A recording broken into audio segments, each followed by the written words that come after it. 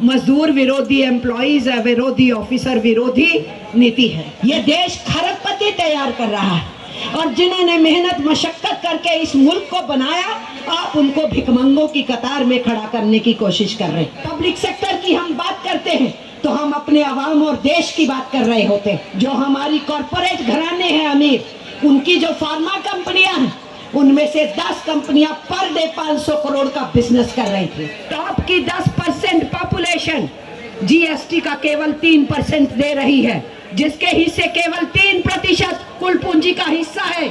उसका शेयर कितना है जीएसटी में? 64.5%। बेकारी से परेशान है, अनएम्प्लॉयमेंट भयंकर है और ऐसी स्थितियों के अंदर जो सीनियर्स है, जो पेंशन की एज में आए हैं, आप उनका भी ख्याल नहीं रखोगे तो बुजुर्गों का और नौजवानों का ख्याल नहीं रखा जाएगा तो ये देश बच नहीं सकता। हमारी 70% आबादी 35 साल से नीचे वालों की है और हमारे वो बच्चे बच्चियां रोजगार के लिए तरस रहे हैं, तड़प रहे हैं। और दुख होता है कि सिर्फ 60,000 कांस्टेबल की सीटें निकली, 47 लाख यूथ ने अप्लाई किया। 500 लोडर्स अनलोडर्स की एक एयरलाइन ने एडवर्टीजमेंट करी, वहां पढ़े लिखे 25,000 बच्चे पहुंच गए।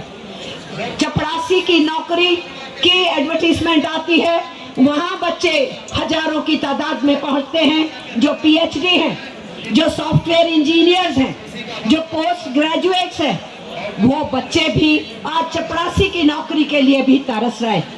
तो एक तरफ अनएम्प्लॉयमेंट मुंह बाए खड़ी है और दूसरी तरफ जो सीनियर सिटीजन्स हैं, उनके लिए सरकारों का कोई रुख सही नहीं हो तो ये देश के लिए इससे बड़ा दुर्भाग्य कोई नहीं हो सकता।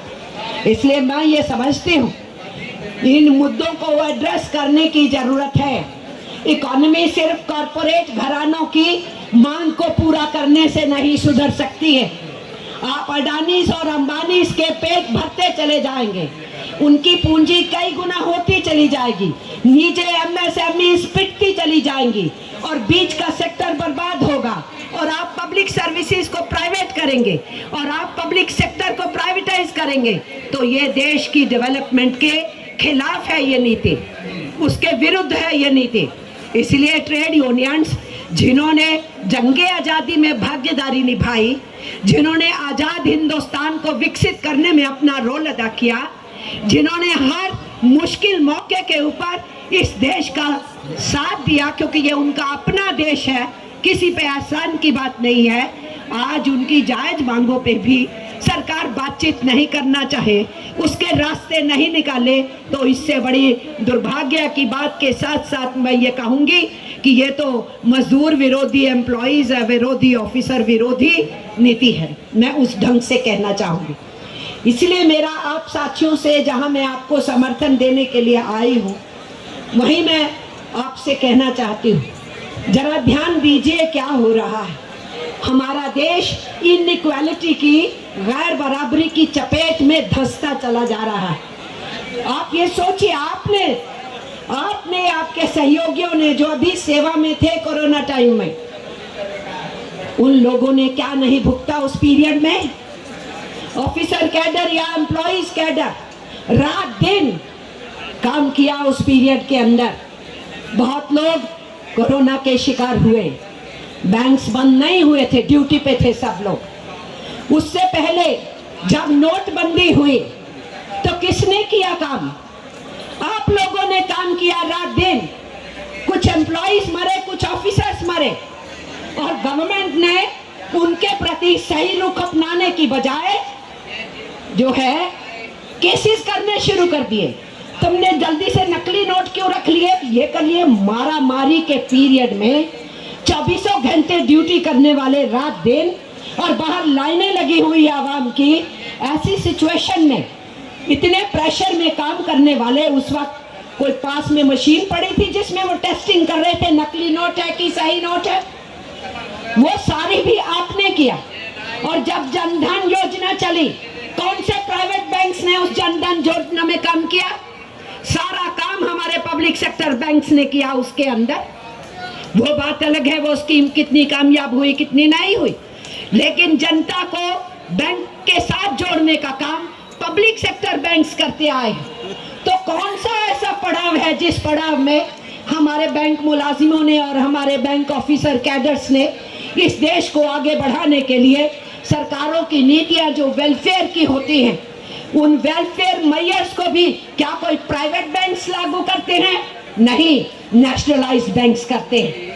तो पूरे समाज की वेलफेयर को भी नेशनलाइज्ड बैंक्स देखते हैं, विकास के कार्यक्रमों को भी वो देखते हैं, सरकार की नीतियां आती है उसकी इम्प्लीमेंटेशन वो देखते हैं, नेचुरल डिजास्टर्स आती है तो आप देखते हैं। तो फिर सरकार इतनी भी सुनवाई नहीं करेगी जो आप अपनी मांगों को लेकर के यहाँ पहुंचे हैं और बातें ही करेंगे। इसलिए हमारा आपसे ये कहना है, आप जायज मांगों के लिए यहाँ बैठे हो और उन जायज मांगों के लिए आपकी बुलंदी और आपकी हिम्मत, आने वाले दिनों में और भी बड़े आंदोलनों की जरूरत पड़े तो उसको कीजिए, हम आपके साथ हैं।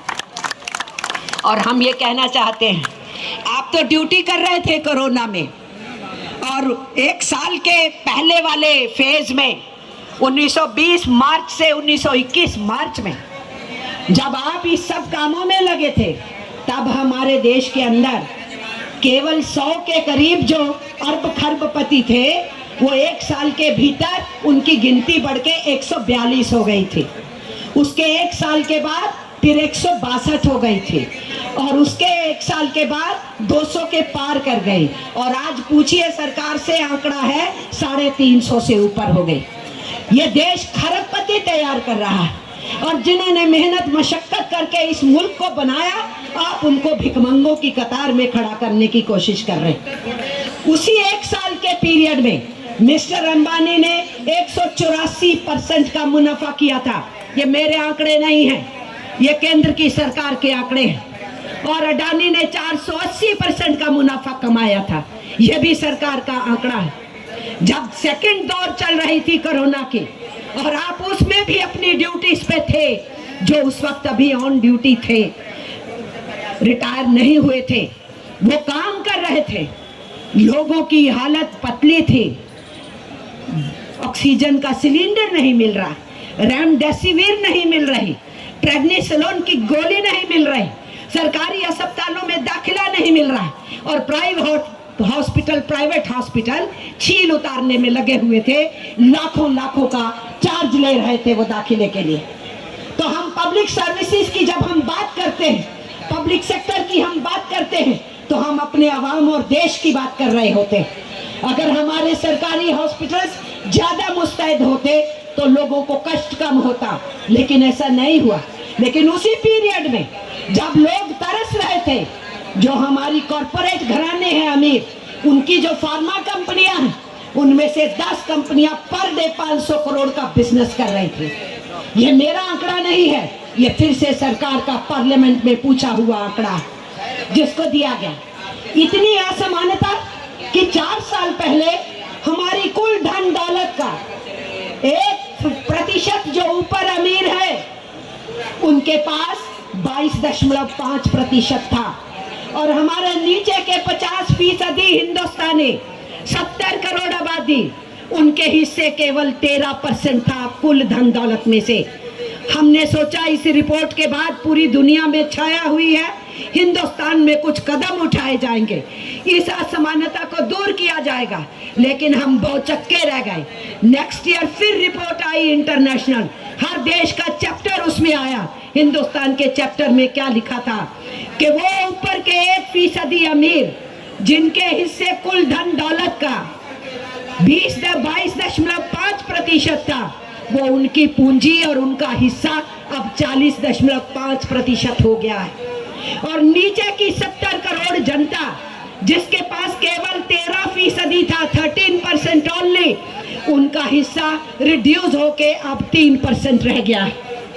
फिर पार्लियामेंट में एक और फिगर पूछी गई कि जीएसटी के कंट्रीब्यूशन में, आप कहेंगे ना हमें पेंशन बेहतर करो, हमारे स्वास्थ्य की सुविधाएं जो है, मेडिकल इंश्योरेंस प्रीमियम जो है वो सर्विंग एम्प्लॉयज की तरह करो, आप मांगे रखेंगे, वो कहेंगे पैसा कहाँ से आएगा।